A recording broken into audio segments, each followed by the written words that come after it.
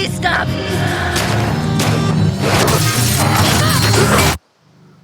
Recording. Okay, I think we're good. First of all, I'm going to start by asking you questions. Oh crap. Okay. Have you finished the game? Have you played it yet? Are you done with it? Did you complete it? Wait, have you played it? I hope you play it till the end and let us know. You've played the whole game. I finished it last night, or like 2 a.m. Oh, you did? So I probably should have left that. I clocked a little under 30, I think, when all was said and told. Yeah. And what are your thoughts? I mean, this is just where it just sounds like a fanboy. It's incredible. But overall, you liked it. That's an understatement, my friend. Okay, that's good. It was incredible. Absolutely. I can't believe it was a PlayStation 4 game. Like, I don't know what you all did. Every moment I was like, well, this is a beautiful game. And then I get to a new set piece in a new area and I'd be like, this is a beautiful game. Like, I couldn't. The amount of times I played around in photo mode too before realizing I should let a professional do it.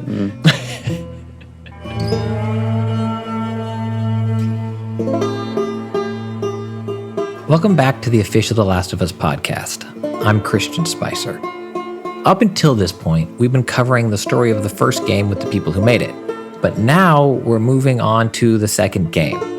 And these next few episodes are going to be a bit different. Instead of the beat-by-beat conversations we had for part 1, in these next 4 episodes, we'll be doing a larger overview of the making of and really hone in on our 2 main protagonists, Ellie and Abby. You're still going to get insight from Neil, Ashley, and Troy, but you're also going to get to hear from part 2 co-writer Halley Gross, the voice of Abby, Laura Bailey, and many other people behind this new installment of The Last of Us.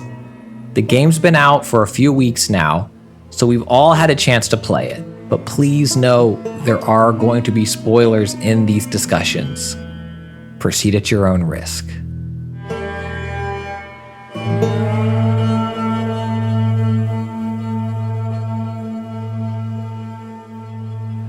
When did you know that you were going to make a part 2?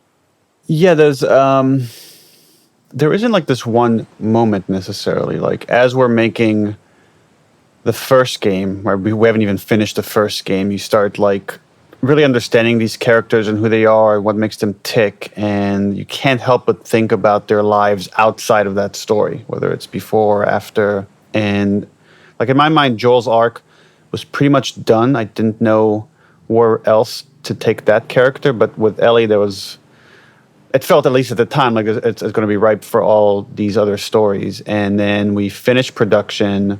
We already had like an outline for Left Behind. I finished that outline before we finished actually The Last of Us Part 1. So I knew exactly when this finishes, here's what this DLC is going to be. But at the same time, I started thinking about ideas for the next game. And a lot of them were very plot driven. Like, it was like, okay, what's a cool situation to put Ellie in? And it was like, oh, what if she heard someone else was immune and she's going to go on this journey to find this other person that's immune?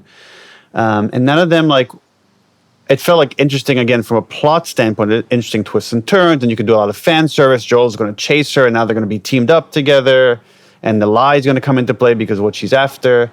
But it felt like it was missing the thing that I think was successful in the first game, which is this emotional heart, this like very simple universal concept of love. Can we make you feel the unconditional love a parent feels for their child? And I was like, without that, I felt like it could be an exciting story, but it won't capture that emotional resonance that the first game had. And then kind of left it for a while and then came back to it with this concept of hate, of this, again, this very universal feeling that all people experience, which is just deep hate, where you're willing to commit horrible acts of violence against another human being. Like, I lived in a civilized society, you know, I considered myself to be a pretty easygoing guy, and my mind was easily able to go there from people I don't even know. Now, what would happen if something like that happened to someone I love? How far would my mind kind of go down this downward spiral? And is there coming back from that? And all these interesting philosophical questions started bubbling up, and it felt like, again, this universal emotional truth. And I was like, this is it. This is that core I've been searching for and haven't been able to find. And once I had that, everything fell into place. And I mean, like within like a couple of weeks, I had the rough outline that is pretty close to what the final game ended up being. So by the time I was talking to Ashley Johnson and telling her the story of Left Behind, we met up in a restaurant. And I was like, okay, that we got that story. And she was like asking all these questions. She was really intrigued by it. And then I was like, okay, I have this other story for you. Like, it's really rough. And I walked her through that story. And like by the end, she's like crying and people are looking at us all weird in this restaurant. But it felt She throws her water on your face and walks out. Yeah. That was the first validation that there was, like, seeing her reaction. That was a validation that there was something there to keep developing. There was a part of me that was thinking going in, maybe call me cynical as well, just like, I'm sure this will be great, but, you know, like it can't live up to it. There's no way. And then as the chapters or, you know, the moments clicked away, it's just, it's stunning. And the best way I can compare it, and I don't mean this to sound just full of hyperbole, but it's kind of like I have two kids. I love them both completely. I don't have a favorite. Like they both bring something new to the table. And I think for me, the magic of the story of part 2 is that it brings something new to the table. It's not the expected sequel. It's not safe. It's challenging. I found myself not liking what was happening. I found myself questioning why these characters are in these situations and what I would do if I were them. And I found myself needing to put the controller down and walk away, only 2 moments later be like, I gotta get back to this. I gotta see. And I think what struck for me was that it is through this generation now that this is the world they know. This violence, this perpetual fear. The old world never existed for them. While in part 1, with Joel as the main protagonist, I kept seeing the world through what was lost. And now there's this whole group of young adults who never knew that, and seeing their world and their life was very powerful for me. What's up with all these posters? It's a bunch of comics. Wait, what was happening here? A gathering for people who were really into this stuff. Like you, basically. We were born in the wrong time, man. First of all, thank you. Those are very nice thoughts. Your analogy to having 2 kids is great. I wish I had that at the beginning of production to describe it to the team. I don't know if there was ever a conscious decision, actually, to say, okay, now we're just going to view the world through people that have never experienced our world. It just kind of happened. The reason also we went with like late teens, early 20s, it's like people in that age feel invincible. And they feel righteous, and they feel like they understand how the world works. And it's a maturation plot, like Ellie and Abby and all these people evolve through these horrible acts.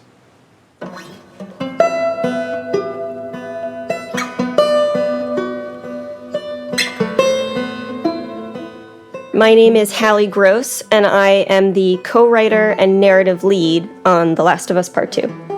So I got hired to be a writer on the game with Neil, and I was brought in super early to help him break the story, outline it, figure out scenes and characters and the whole shebang. And then I ended up getting the narrative lead title like 2 years into my role at Naughty Dog, when I started to take on sort of larger responsibilities and basically being Neil's tiny loudmouthed shadow. What was the collaboration process like? You mentioned it a little bit. So I think Neil and I have like very, very similar tastes. We agree, I would say, on like 80% of things. So a lot of it was trying to just plus each other and go, okay, we'd identify a problem to solve, or, you know, a narrative thing that we wanted to figure out in a day or in an hour or in a 10-minute stretch. And then we would just keep trying to find the best, most interesting version, something you haven't seen before, or something that feels on theme or true to character. And there was very little ego about it. It was just whoever's idea we both thought was best, that would be the one that ended up on the card. And then, when we opened that conversation up to more people in the studio, there was also the like, okay, we're going to try and sell you on this idea and pitch you on this idea. But a lot of great ideas came from designers and artists, and it was very much about like opening the circle up progressively, bringing in cooler ideas, better ideas, ideas that worked more with the fact that we were making a game, not a movie or a TV show, mechanics that wanted to get involved, scenes or settings that wanted to get explored, and building it holistically.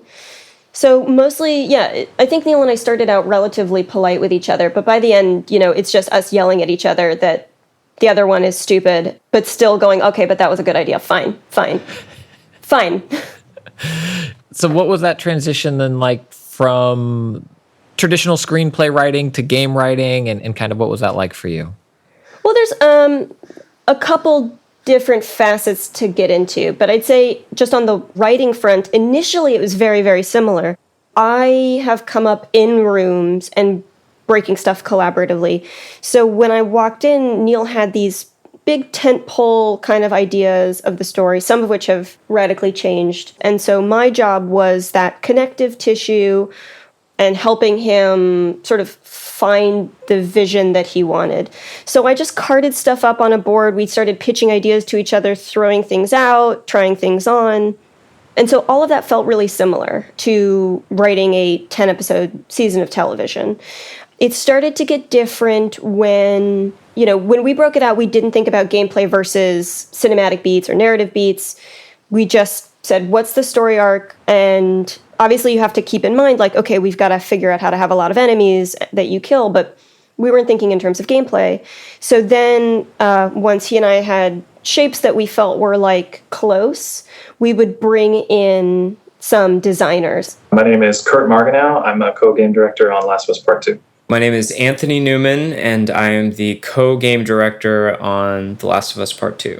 I'm curious if we could step back a little bit, and if you could just talk a little bit about what, and maybe specifically at Naughty Dog, or more generally if you'd like, but what game directing is, and what that role is, and what you do in it.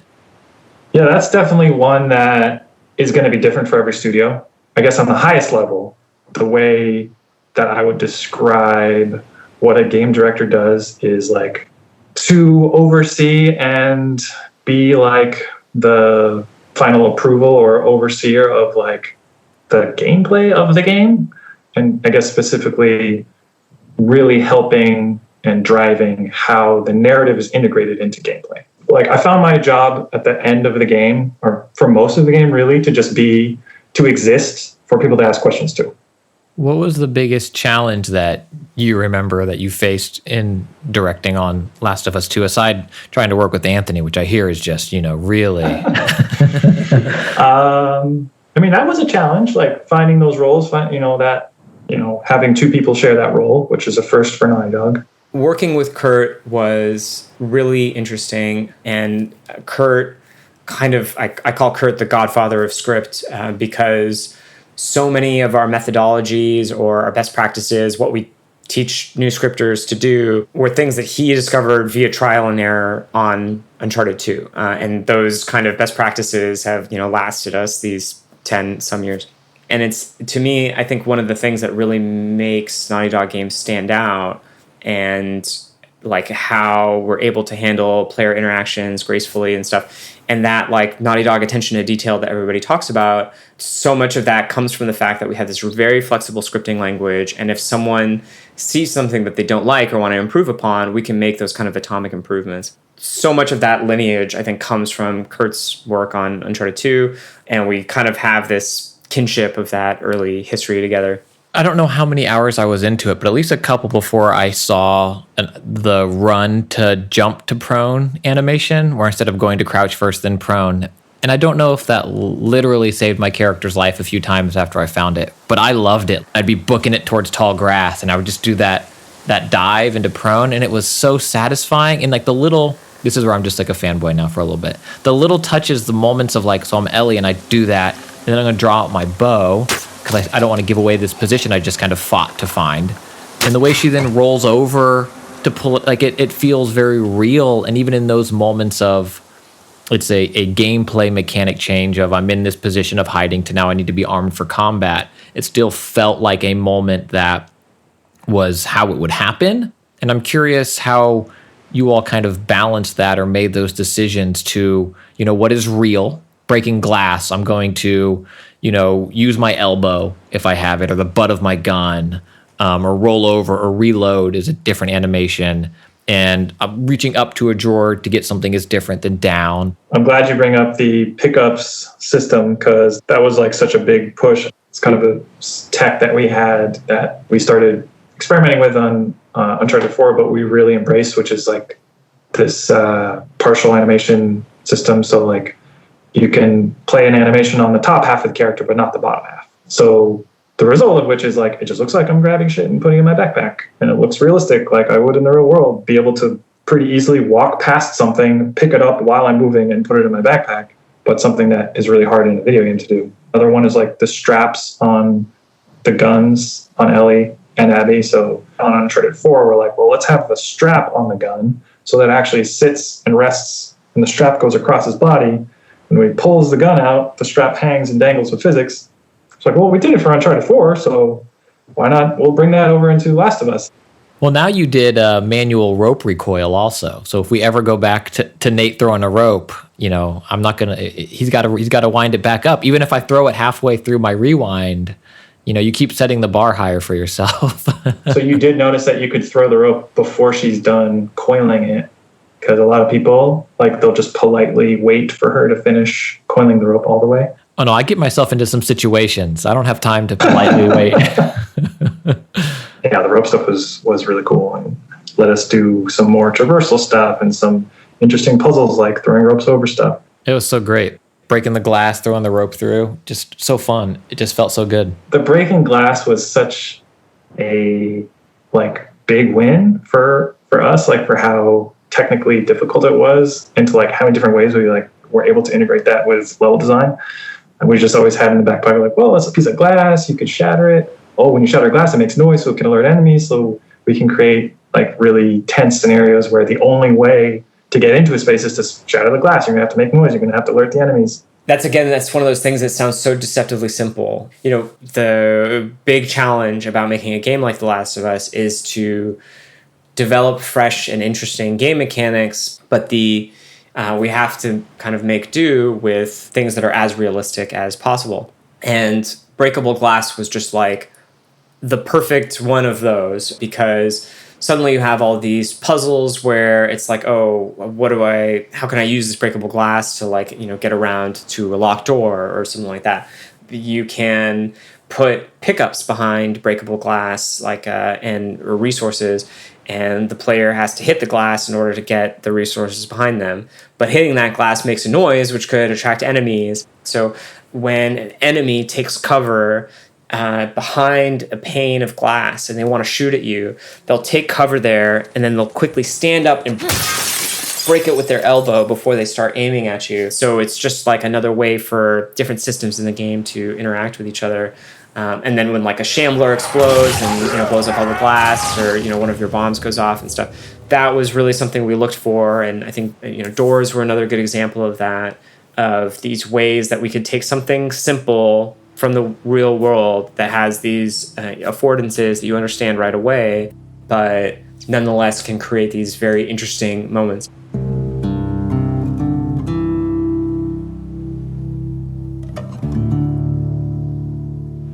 For me, day one, on the first, I'm trying to remember just the first time I heard the idea of Joel is going to die early in the game and he's going to be killed by someone that was affected by what Joel had done. I think even originally it wasn't even the doctor from the first game. It was a little section of something between that 20-year gap in The Last of Us 1, where Tommy and Joel were smugglers and they were doing fucked up shit, and that they killed someone, and then this person came back, and that was going to be the playable opening of the game, was that thing where he kills them. And then it was reworked and brought in the actions of the first game becoming the impetus for the story of the second game was super, super compelling. And taking that moment that everyone has that was probably the most controversial part of the first game, was the doctor scene and killing the doctors, being forced to kill the doctor to kill the other two doctors. This obviously the biggest choice, the biggest thing that Joel does in that game, and making that the entire reason that the second game exists was like, once that connection was like made, it's like, oh, that's way cooler. But also like, this is kind of the inciting incident of the whole story, the whole thing that kicks Abby on her journey. So it's important to see that. Abby. No! Abby, don't look. Dad! Dad! No! No!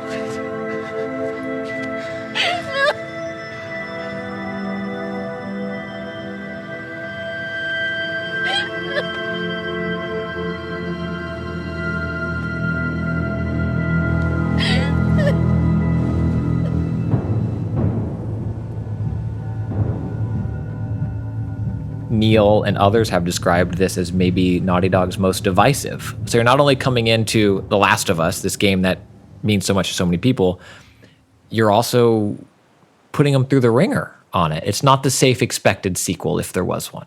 No, absolutely not. When Neil pitched me what he had 4 years ago, he had And Then We Killed Joel right out the gate. And that actually was one of the things that really excited me about it. I was like, whoa, that's such a ballsy, brave turn. And then there's so much frontier to explore.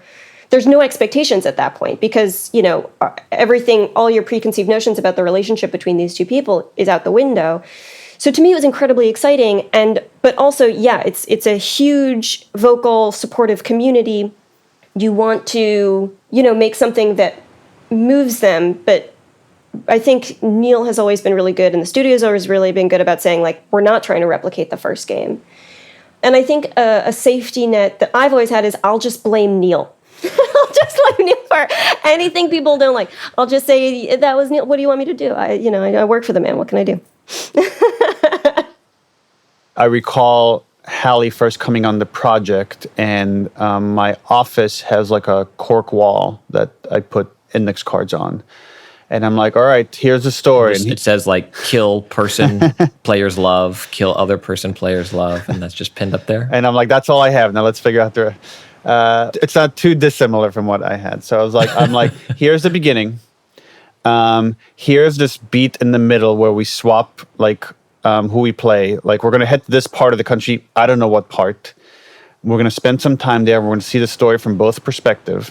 And here's the end. I don't have anything else. So let's start figuring it out. So I remember that even back then, which is around when we finished Uncharted 4, that was what we knew, and knew that we had wanted to spend a relatively short time compared to the first game in this one area. And then which area to go to became a bigger conversation with art and design to say, okay, because we're going to spend so much time in this one city, potentially, it has to be... a Naughty Dog game pacing is very important to us. And by pacing, I mean it's varying up the kind of gameplay that you're doing. So it can't all be combat. It can't all be conversations. It can't all be cutscenes. It's about switching these things up. It's about switching up the art.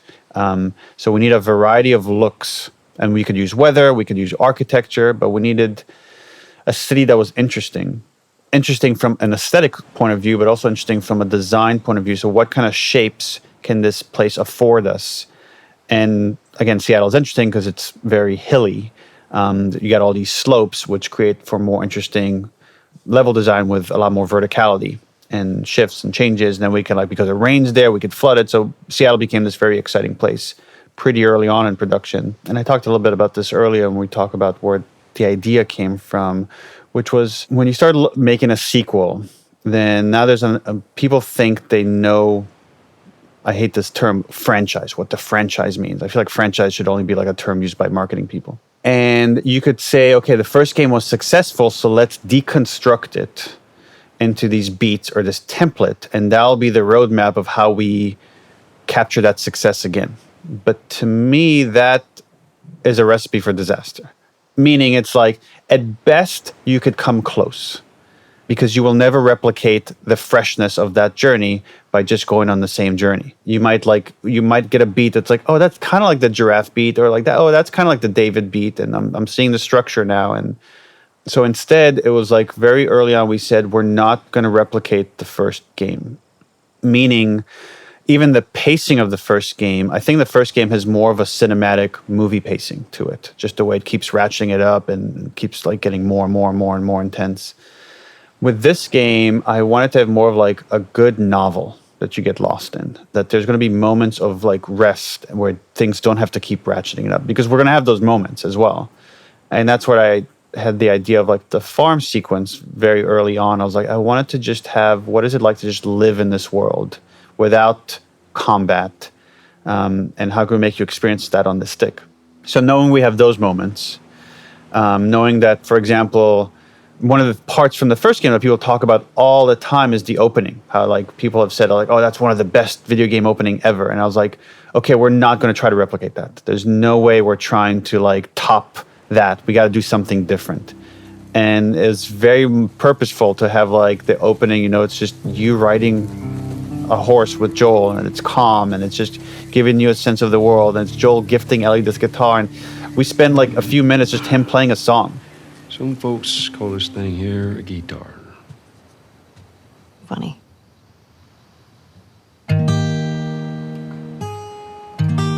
Where like all your instincts of like telling these kind of action stories, like, no, you got to start with a bang. You got to, and it's like, no, let's fight that instinct. We're telling a different kind of story here, and let's throw up the logo after this moment of connection between these two characters, because so much of the story is about this connection. Well, that didn't suck. She's yours. No. No. I don't know the first thing about I this. promised that I'd teach you how to play. You did. So that kind of allowed us to play with pacing in a different way, to say, okay, what, and that's where note cards again is so important, because you can throw the whole game up on the wall and look at it and be like, okay, we have too much combat here, let's shift things around. Oh, we have too many downbeats, let's shift around. Oh, there's not enough space between these flashbacks. How can we create more space? And like so much of that work is pacing, is storytelling, to say, is the story evolving in this area? Like, or do we just have a sequence that's cool, but it's not really doing anything for us, for the characters, and we should really consider cutting it? No, 100%. I mean, it felt like I had these moments where I was just the character, and one of the notes I wrote down, because I couldn't talk to anybody about this, was this game, it's one of the rare games where I wasn't running when I didn't need to. So many games, and games I love, I'm holding down the run button, you know, because I'm going through it. And my play of part 2, I rarely, if ever, did that. I think the time I can remember running, but not because I was impatient or trying to get to the next beat. I felt like that's what the character would have done, is when Ellie came back to the farm with the rabbit and I see the horse out front, and Tommy's horse. I ran with the character then, because I felt would be interested in like, oh, what's happening? We don't get visitors that often. What is this moment? But for the most part, I was in the world, taking in these moments of exploration and wonder and experiencing these things.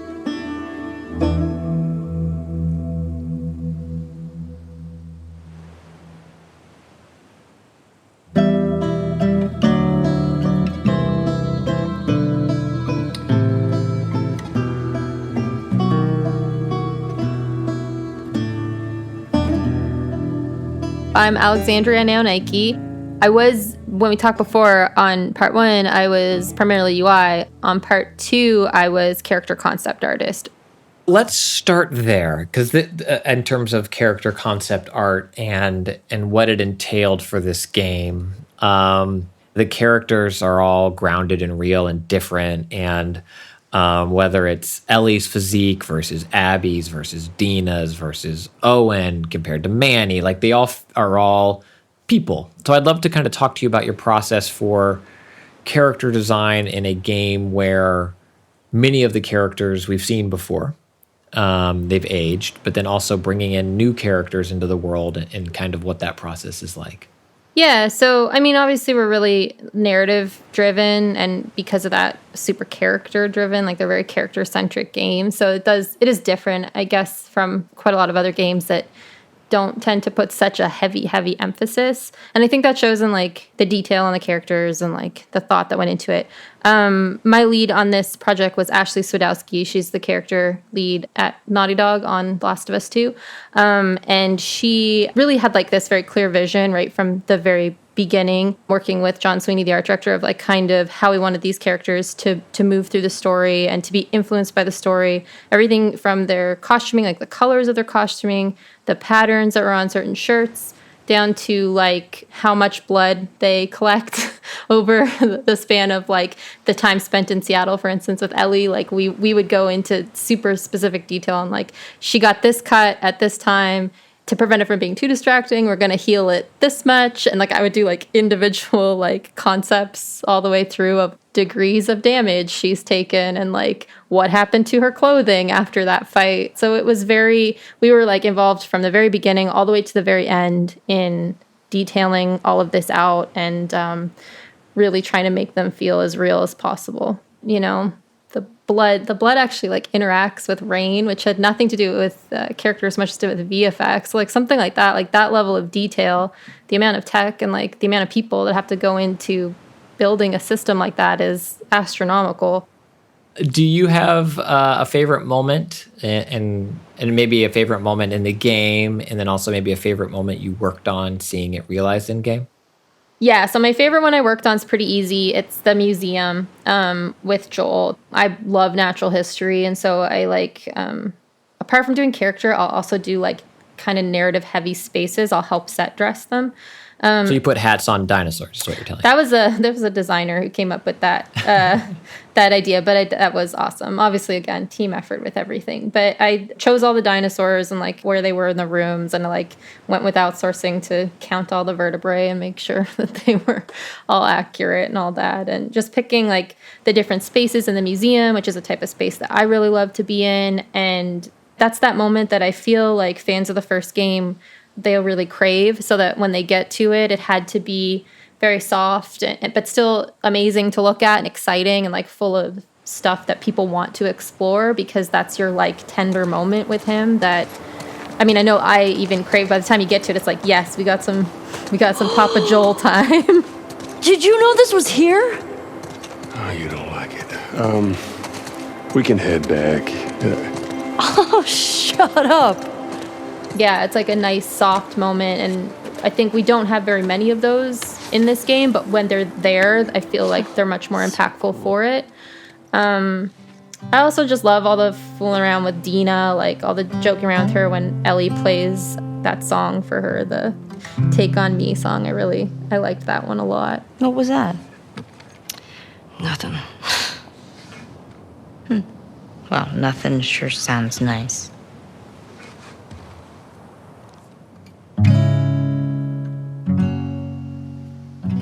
This game's massive. I believe it's 2 discs if you get it physical. It's like 30 hours or something. It is massive. So I'm curious, was it massive for you as well in terms of the art asks and the undertaking, or is it every game is, 10,000 hours of art, even if the game's only 5 hours long?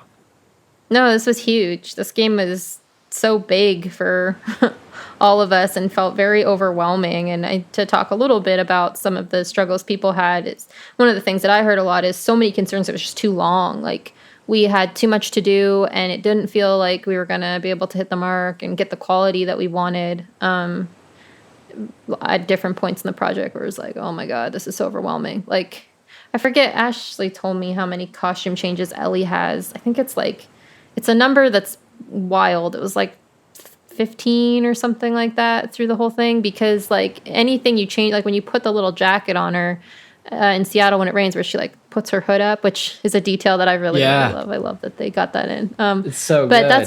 That's a whole costume change. Like there's not just a whole lot of characters. They all have different costumes. They all have hair sets like unique to them. Like they all like a few different types of hairs. Like I don't know if you noticed, but Dina in Festival's hair looks different than Dina like out on patrol with Ellie.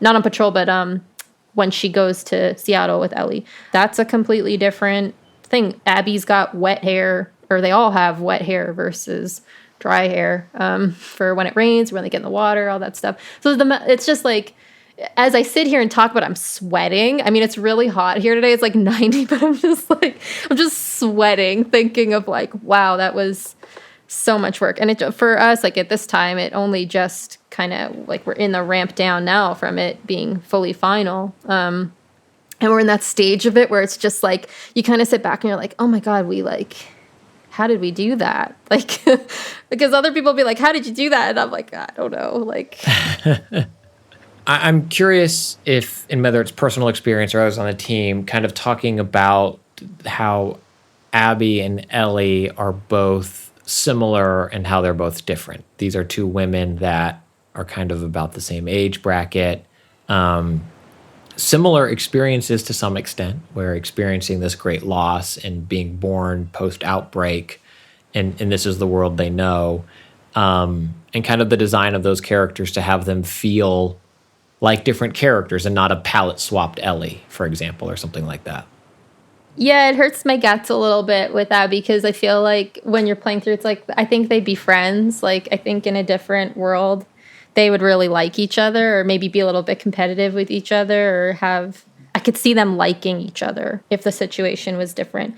Like, they both have very similar values. Abby said to her dad, like, if it was me, I'd want you to sacrifice me. And that's very Ellie. Like, they seem to be so similar. Obviously, Abby's a lot bigger than Ellie. There's like the physical difference between them, which kind of harkens a little bit to like the Joel versus Ellie from the first one. Like, Ellie's a bit more nimble and like slight, and Abby's like hits like a tank. So there's obviously some gameplay differences with them. But I think personality-wise, I felt like the writing team did a good job of showing that they're both like really stubborn, really driven, really passionate people. And it's like true that sometimes when you come up against like a person just like you, like they're the hardest ones to deal with. So yeah, I feel like visually we kept them obviously very separate, but I felt like their personalities were quite similar. And while Ellie went to a very dark place, Abby was able to kind of pull herself a little bit out of that earlier and sort of like maybe jolt Ellie in that direction as well. Like, they both kind of went into these ups and downs of lightness and darkness throughout that end set there.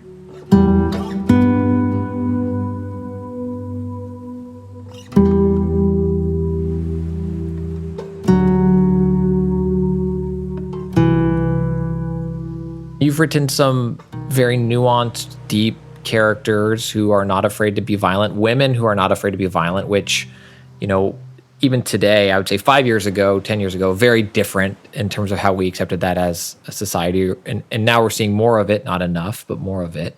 But I'm curious what that's like for you as a creator to write these characters that aren't afraid to let an axe fly. You know, I love writing violent characters. I started out writing comedy, but I got into film and television professionally on writing action. I think there's something incredibly interesting to how base it is, how it is this language for people who maybe don't know how to use their words. You know, it is a language for people who have not necessarily been able to develop super mature ways of communicating in the world and addressing their feelings. And I think we're all guilty of, like, you know, the amount of iPhones I threw in my 20s into walls, you know, is really real because I didn't know how to self-soothe or whatever. I love examining violence because I think it is the epitome of survival and like the desperation of survival and this feeling of such disenfranchisement. Like, if someone's throwing a punch or throwing an axe, because they probably fucking need to. And if they don't, that's also a really interesting conversation as well. I like that heightened world. I like talking about trauma and survival and resiliency, and a world in which the violence is more on the surface makes those conversations, I think, clearer for people, a little much easier to understand when you're speaking on a grand scale, where it's like, oh, I mean, they have to, you know, we kill outsiders because they're scary. It's like, okay, but then when you're speaking in those hyperbolic terms, I don't have to sit there and spend a half an hour giving you the nuance of the struggles with the WLF. It's like, no, this is a nice way that feels black and white. And I think women, especially women who've grown up in violent worlds, like, can be or can have just as violent impulses as men and can be traumatized by that violence. It is universal in a way. I love badass women.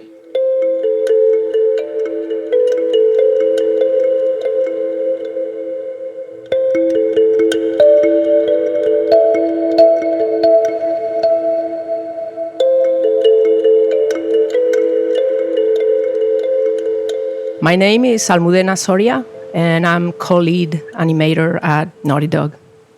This time around, I'm now a co-lead, so my time is more spent on the supervisory type of things. So we redid all the locomotion system, and we based it on motion matching, which is a technique that was used before, but we made it our own. So we took all those concepts and we developed our own system that is actually very, very complex, and only a few people at the studio understand. So that was a massive challenge. And I'm very proud of what the team achieved, like how everyone came together and managed to make a great game that is responsive, that looks grounded, that has weight, and being able to do that not just with humans, not just with Ellie, but with enemies, with dogs, and with horses. We motion capture horses and dogs, which was as well like something we've never done before. So this game, Part 2, is full of new things we've just taken on. And we knew the game was going to be big, but when we were finishing, or even towards the middle, we were like, this is bigger than big. This is just big and huge, and I don't think there's a word to describe that. I'd love to talk about like the animations of what I've kind of internally been calling in my head the Ren and Stimpy moments, which I don't know if you watched that cartoon, where in Ren and Stimpy, there'd be like the wide shot, and then they'd cut in for the close thing, and it'd be like very detailed of, usually a grotesque thing in Ren and Stimpy. And in Last of Us Part 2, it's stunning. At all times, it's stunning. But those scenes when we see their fingers playing guitar on the frets, on the strings, mind-blowing.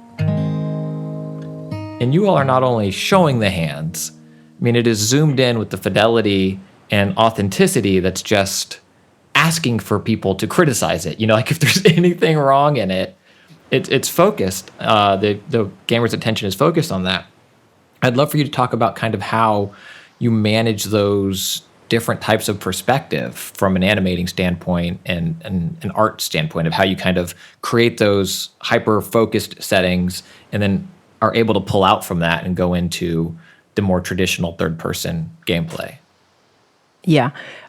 So that's done very early on in the project. We start with the trailer. So that would be the first trailer we saw where like Joel walks in and like sees Ellie playing guitar. All that tech was developed back then. That was, like how do we come up with these hands that are more real? Because hands are very, very hard to rig, to model, to make it look believable, the knuckles and squishy fingertips. So all that was developed with the TD team and the cinematic team to come up with something that could be animated, that could, feel like the strings are pressing against the fingertips.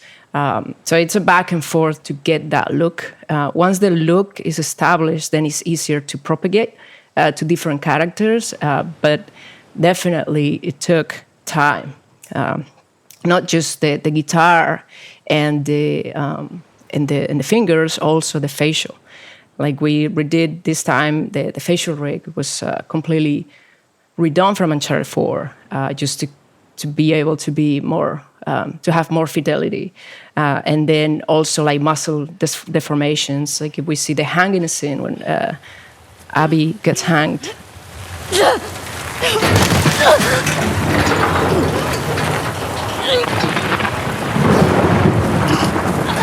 Like we see like the veins and the face getting red. So it's like, that's very hard to do. But that grounds the player into believe that it's in this world and everything has consequences and feels what the players are feeling. Getting red, eyes bulge. So it's all a collaboration, TDs, Neil's vision, cinematic team, and then feedback from the whole studio, effects, shaders, character artists. So it's not just animation, it's all the departments together. Part 1 certainly had its memorable animal moments. The giraffe and monkeys, I think, jump out for a lot of people. And I'm curious what the process was for part 2 to make them a bigger part of the game, certainly with the horse and dogs. And I'm curious what that experience was like and how you brought that greater realism to the game and to those types of creatures or animals. It all comes back to being a hero character, the horse and the dogs. So we thought we need to motion capture this to bring up to the realism.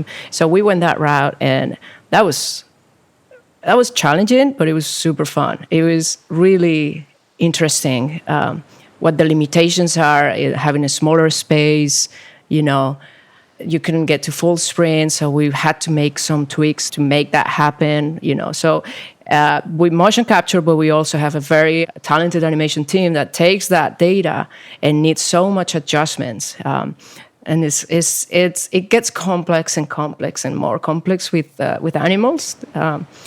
But I have to say that the result, I think it speaks for itself in not just horses, but also the dogs. The in-game facial system is something that it came together pretty late, but it adds so much to part 2 compared to any other game we've made. Like the players and the NPCs and the bodies and the enemies have emotions, so they could, if they're saying a line with they're smiling or like they're laughing, they would communicate that on the facial expressions. And like from the dialogue team, where they decided that they wanted to like call the enemies by name, which means that gives such a you're gonna kill someone because you have to in this world, but they have a name and they have friends like you have.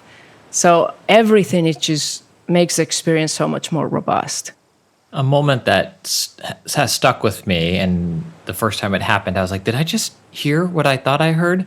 And I was out getting my revenge, and I got my revenge on an individual, and then someone else yelled out, like, they killed Sarah! And I was like, oh, I did kill Sarah. These are people. They're not just not idle animating things that you go and take out. It's like they have a life. And even, Soldier 114, now I know is Sarah. She has someone that she cares about and that cares about her. And I killed her.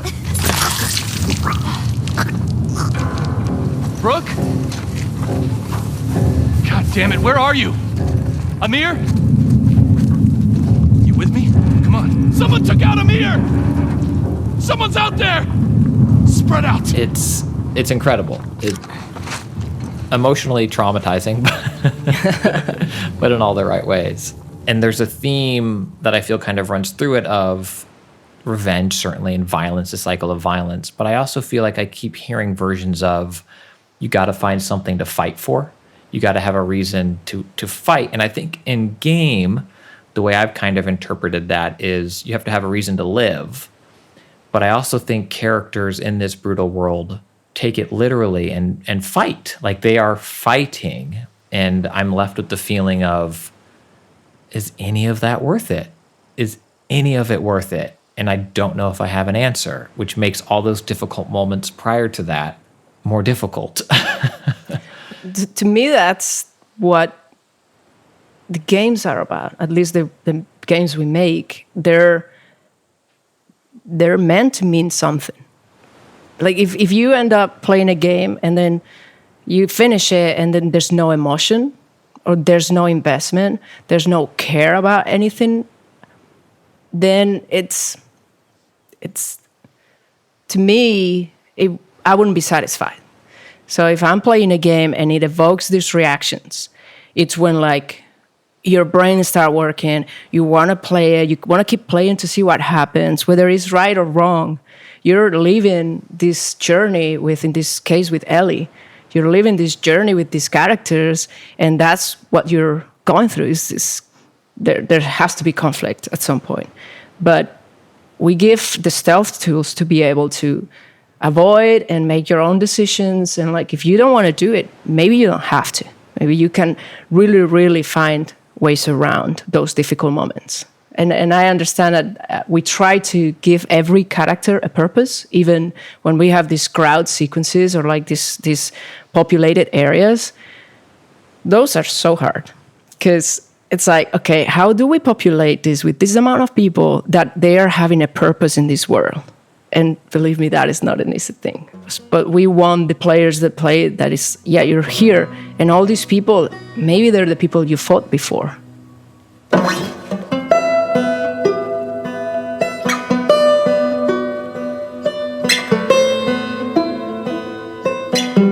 Is this the scariest thing that you've written, in your opinion? Gosh, I don't know. That's such a... I think everything you write should be scary for you to write. I think writers have a responsibility to write what scares them because it is historically the most honest and usually the things people are most hungry to hear and see and relate to. Shame dies in the light, right? Like we all want to feel seen, and if you're not saying something that feels vulnerable, I don't know, what are you doing? So yeah, I think this is scary. I don't know if it's the scariest. I think everything I work on is super scary. There's a lot of me in this. There's a lot of me in Ellie, in Abby, in Dina, in Lev. Those are my main homies. And some of those things were sort of, writing about trauma can be scary to write. You're putting it on the page, but you think about like 17-year-old me or the 17-year-olds that are out there now, and you're like, look, I want to give you an example of, life can be hard, but you can pick yourself back up and you're not going to be the same person you were before. But you can be somebody cool and interesting, and you can enrich other people's lives, and you can have a beautiful life for yourself, and you can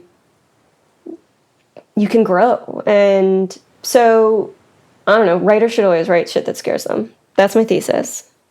I'm now playing the game again and looking at different parts and playing with photo mode. It's like, how fucking lucky am I, right? Like, how lucky that I have this job and I get to work with all these talented people, and like I get to even do this podcast and talk to you in depth about what we're trying to achieve, and that people care about what we make. It's pretty incredible. And like, as disheartening and as some of these leaks have been, it's right, that negative feeling doesn't come close to the positive of like what it was like to go on this journey to make this game and come out on the other side and make something that we're so incredibly proud of. Nothing can take that away.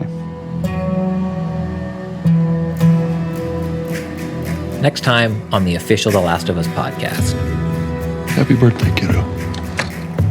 Again, I would do it all over again. I love this game so much, and I love this character, and after 8 years of playing this character, I'll go anywhere with her. For me, like, loving Ellie was not a job. That was, like, it was easy. I'm just a girl, not a threat. I think they should be terrified of you. The official The Last of Us podcast is produced by PlayStation and Spoke Media. It's hosted by me, Christian Spicer, and written by Brigham Mosley. Our Sony PlayStation team includes Charlie Yater, Christian Cardona, and Carrie Surtees. Our Naughty Dog team includes Arnie Meyer and Scott Lowe, and our production team is Carson McCain, Kelly Kolf, Trey Jones, Reyes Mendoza, and Alicia Force. This episode was mixed by Evan Arnett, who contributed additional sound design and music. Today's episode included interviews with Neil Druckmann, Halley Gross, Anthony Newman, Kurt Margenau, Almudena Soria, and Alexandria Neonakis. Our executive producers are Aliyah Tavakolian and Keith Reynolds. Thanks so much for listening.